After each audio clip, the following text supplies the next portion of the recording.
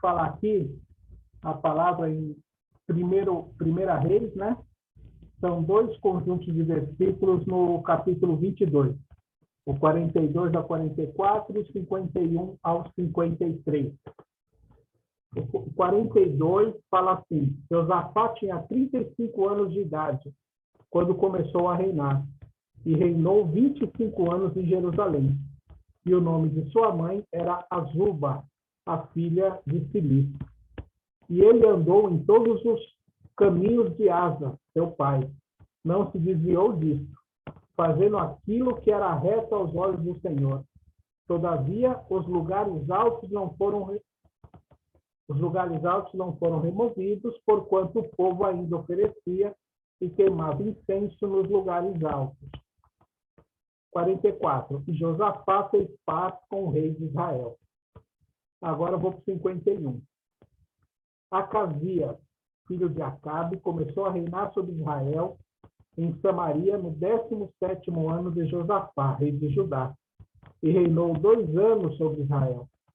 E ele fez o mal à vista do Senhor, e andou no caminho de seu pai, e no reino da sua mãe, e no caminho de Jeroboão, filho de Nebate, que fez Israel pecar. Porquanto serviu a Baal, e o adorou, e provocou a ira do Senhor, Deus de Israel, segundo todo o que seu pai havia feito. Deus amado, Deus misericordioso, eu te peço, Senhor, inclina os teus ouvidos, Senhor, para todos que estão aqui nesta live, Senhor. Senhor, ouve o nosso clamor, ouve a nossa oração, Senhor. Oh, Deus, me usa, Senhor. Eu te peço que não seja eu, mas que seja o Senhor a falar com a tua igreja. Toca no coração de cada pessoa que está aqui, Senhor, ao vivo, e de cada pessoa que um dia irá assistir essa live gravada na internet, Senhor. Oh, Deus, o Senhor sabe tudo, o Senhor sabe os tempos, Senhor. Se não fosse isso, nós não leríamos livros que já foram escritos há 4, 5 mil anos, e eles ainda são atuais, e eles ainda falam ao nosso coração. É que eu te peço, te agradeço, em nome de Jesus. Amém. Amém. Irmãos, nós temos aqui 2 príncipes, né? E esses príncipes, eles andaram nos caminhos dos seus pais, os reis de Judá e o rei de Israel, né? Os reis que eles sucederam. Aquele que seguiu o caminho bom aos olhos do Senhor, ele viveu e ele reinou mais tempo que o que fez o que era mal aos olhos do Senhor. Esse segundo reinou por um tempo menor. Né? Agora, isso que eu falei é um decreto? Não. Muitas pessoas que andam no caminho do Senhor são recolhidas cedo, né? E quem não vive, quem não anda no caminho do Senhor, às vezes vive mais. Né? Contudo, o foco aqui que eu quero comentar é em relação ao exemplo, sobre a autoridade de um e do outro rei. Né? Aí eu digo, todo filho que tem um pai bom é bom? Não. E vice-versa. Desculpa. Mas o que teve o bom exemplo, pelo menos ele sabe que se ele for para o caminho errado, né, ele não tem a desculpa de falar de que ele não estava, que ele não sabia. Os gêmeos, por exemplo, se eles optarem por um caminho errado, eles não podem falar que eles foram criados em situações desfavoráveis. Né? E aí eu faço um link para o trabalho que a irmã Monique faz na igreja, que ela desenvolve. Esse eu acho o caminho mais importante, é o trabalho mais importante de todos, porque o resultado do trabalho que ela está fazendo vai sair daqui a 20 anos, no mínimo. Se a gente pensar que o trabalho do pastor Alfeu é um trabalho de construção, ele é como mestre de obras, né? Ele está fazendo casas na rocha para nós morarmos. Né? Se o Ministério de Louvor, a Bruna, o Ricardo, o Arlen, a irmã Valéria, a Maiara, o André, né? Se o ministério deles, né? Se eles, enquanto integrantes, eles levam a nossa adoração a um outro nível, né? quando a gente está, sabe aquele louvor que toca ali, né? Pega ali na veia da gente, né? O trabalho da irmã Monique é para a nova geração, né? E aí a gente tem casos na Bíblia, né? Como o trabalho dela é importante, nós temos exemplos na Bíblia e temos exemplos no nosso próprio país, onde crianças ou adolescentes tiveram que assumir responsabilidades muito cedo. O nosso segundo imperador, ele teve que assumir, né? Ainda com coisa entre 14 e 16 anos no máximo, né? Aí eu quero fazer um link em relação a essa questão da escolinha infantil. Os Estados Unidos, eu acho que eles são o único país que foi montado, foi criado debaixo do protestantismo, né? E aí Deus e a religião sempre foram muito caros aos americanos, né? Contudo, lá pelos anos 70, os anos 80, as escolinhas dominicais, elas não estavam mais ensinando a palavra de Deus. Não se fazia mais aqueles cultos que era voltado para as palavras das crianças, palavras que elas pudessem entender, do jeito delas, quem eram Deus Pai, o Deus Filho, o Deus Espírito Santo. Elas iam lá e brincavam. O resultado, hoje, 40, 50 anos depois, é que os nossos irmãos em Cristo lá, eles estão mais frios. E se você somar isso, que nas escolas eles estão proibindo as orações entre as aulas, nos jogos escolares eles estão proibindo orações antes dos jogos, né? Você muda o conceito de Deus ali, né? Então, Deus não é mais um provedor de salvação de alma, mas ele é um Deus provedor de bens materiais, né? Como eu estava procurando aqui um exemplo, eu achei um celular que custa 48 milhões e 500 mil dólares. Mas aí você não se preocupa, tá? Porque se você achou ele caro, tem uma linha mais barata que é só 32 milhões e 500 mil dólares. Faz vezes 5, chegamos no valor aqui no Brasil. Não é nada, já é uma economia de 16 milhões, né? Nós ainda não fazemos esse tipo de trabalho na nossa comunidade, né? Que tipo de trabalho? Visitar prisões, visitar a Cracolândia, ainda não nos deram, Deus ainda não deu essa direção para a gente. Mas eu creio que se a gente fôssemos dados essa direção, se nós fôssemos às prisões, quantos filhos e filhas de cristãos nós acharemos lá? E se fôssemos à Cracolândia? E aí eu não digo filhos, eu digo quantos irmãos e quantas irmãs nós acharemos lá? Né? A nossa vida com Deus, e aí eu quero fechar nesse sentido, a nossa vida com Deus, ela vale muito mais do que qualquer sermão que a gente já fez, que a gente faz, que a gente vai chegar a fazer. Né? Os nossos filhos, os nossos jovens, quem está à nossa volta que não é jovem, né? Mas que nos observa, vejam bem, um príncipe que foi de Judá, quando ele fez o que era reto, ele ajudou o povo a se consertar, e ele até fez um tratado de paz com Israel. Já o outro príncipe, o de Israel, ele fez o que era mal aos olhos do Senhor, levando o povo a pecar, né? E aí, os irmãos sabem que se a nossa natureza ela já é má, imagina quando achamos campo fértil, quando nós achamos campo fértil, quando nós achamos alguém que nos incentiva, né? Porque quando a gente fala, o demônio me fez eu pecar, o diabo me fez eu pecar, ele não faz ninguém pecar. Ele chega, sopra no seu ouvido, e aí a última decisão é sua.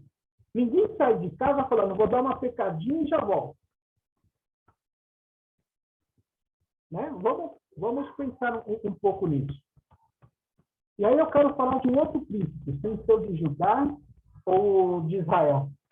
Quero falar de Jesus, filho do Deus Pai, filho do Rei dos Reis. Ele viu e reproduziu o exemplo do Pai.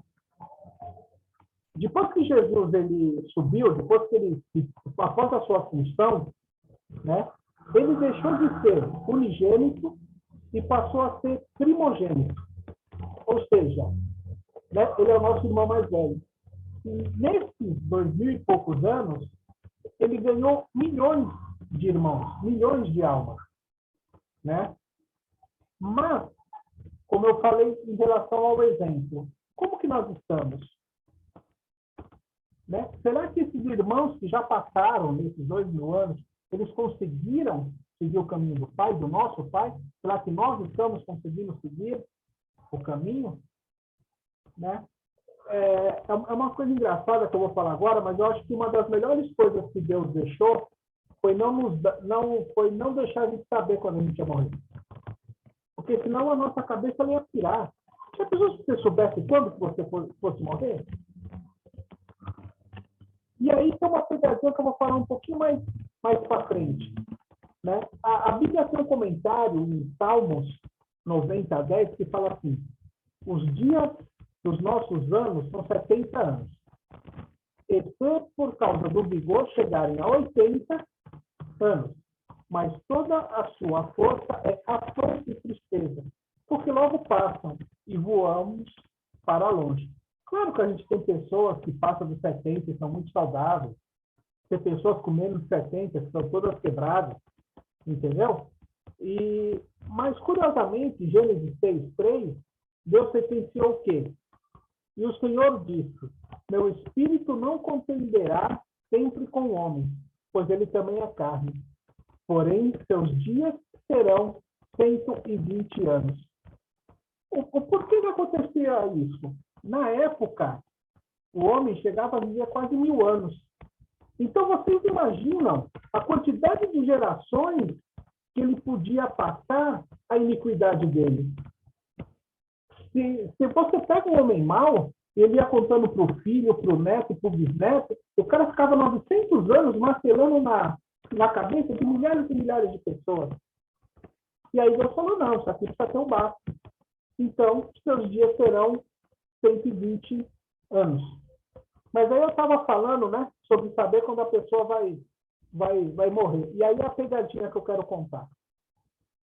Qual seria a sua reação se você soubesse que você tem mais um mês de vida? Um ano, uma semana, um dia? Né? Aí, vamos pensar em Cristo. Cristo, em Mateus 26:39, fala assim: ele indo um pouco mais adiante, prostrou-se sobre a sua face e orando, dizendo: ó meu Pai, se é possível, passe de mim este cálice. Todavia, não seja como eu quero, mas como tu queres. Aqui está resumido, mas se a gente for em Lucas 22, está um pouco mais completa. E retirou-se dele cerca de 1 tiro de pedra, e ajoelhando-se orava, dizendo: Pai, se tu quiseres, remove de mim esse cálice. Todavia, não se faça a minha vontade, mas a tua. E apareceu-lhe um anjo do céu, fortalecendo. Se ele tivesse um pecado, apareceria esse anjo para fortalecer? Porque o pecado não é o tropeço, mas é aquela coisa que é tão recorrente na nossa vida que a gente já nem liga mais. A gente já nem pede mais perdão. Aí o 44 fala assim: e estando em agonia, ele orava mais intensamente. E o seu suor tornou-se como grandes gotas de sangue que caíram por terra. Se até Jesus pediu para sair, como diria o Capitão Nascimento, imagina a gente se a gente soubesse a hora da nossa morte como que a gente ia morrer. Sabe o que ia acontecer? A gente ia aproveitar os últimos minutos para tentar se consertar. Vamos supor, se eu soubesse que eu tenho 6 meses de vida, nos últimos 2 meses é que eu ia, né, fazer alguma coisinha para ficar melhor na fita. E aí, Lamentações 3, 22 e 23, ele fala assim: é pelas misericórdias do Senhor que nós somos consumidos, porque as suas compaixões não falham. Elas são novas e a cada manhã grande é a tua fidelidade. Deus é longânimo? Sim. Contudo, se eu pegar esse texto fora do contexto, vai dentro daquilo que eu falei. Quer dizer, eu sei que eu tenho mais um ano de vida, e aí eu pego só um finalzinho para fazer alguma coisa. Isso vai contra o que Paulo disse para Timóteo, na carta que ele escreveu para ele, na primeira carta, no capítulo 6. Ele falou assim: luta o bom combate da fé. Toma posse da vida eterna. para a qual também foste chamado, tendo já confessado boa confissão diante de muitas testemunhas. Mando-te, aos olhos de Deus, que todas as coisas vivifica, e diante de Cristo Jesus, e diante de Pôncio Pilatos, deu testemunho de boa confissão, que guardes este mandamento sem mácula e repreensão, até a aparição do nosso Senhor Jesus Cristo, a qual a seu tempo mostrará quem é o bendito e único poderoso, Rei dos reis e Senhor dos senhores, o único que tem a imortalidade e habita na luz, da qual ninguém pode se aproximar, a que nenhum dos homens viu, nem pode ver, ao qual seja a honra e o poder para sempre. Amém. Muitos acham, para encerrar e passar para o diácono Daniel, muitos acham que com 20, 30 anos ainda não está amadurecido. Acha que dá para viver, e depois, não, pode deixar. Você vai falar de Jesus para uma pessoa? Não, esqueça não, irmão. Eu estou aqui vivendo mais um pouquinho, mas daqui a pouco, assim que eu resolver alguns problemas aqui fora, eu entro de cabeça, porque quando eu fizer, eu vou fazer de maneira séria. E aí eu não sei quem foi escrever essa frase, quem foi que disse essa frase, eu passei a tarde inteira procurando, não achei nenhuma referência, se eu descobrir, depois eu conto. Mas a frase, ela fala assim, Deus morreu entre dois ladrões. Um aceitou no último minuto, para que você saiba que você tem esperança até o leito de morte. Outro não foi salvo, para você saber que o cavalo passa arriado na sua frente, e às vezes você deixa a oportunidade passar. Então, irmãos, vamos pensar. É agora que a gente tem que dar o nosso melhor para Deus. Não vamos esperar para amanhã, porque hoje é o dia que Deus fez para a gente. Hoje é o dia que Ele quer alguma coisa da gente. Amém? Quero agradecer a oportunidade e passar para o diácono Daniel.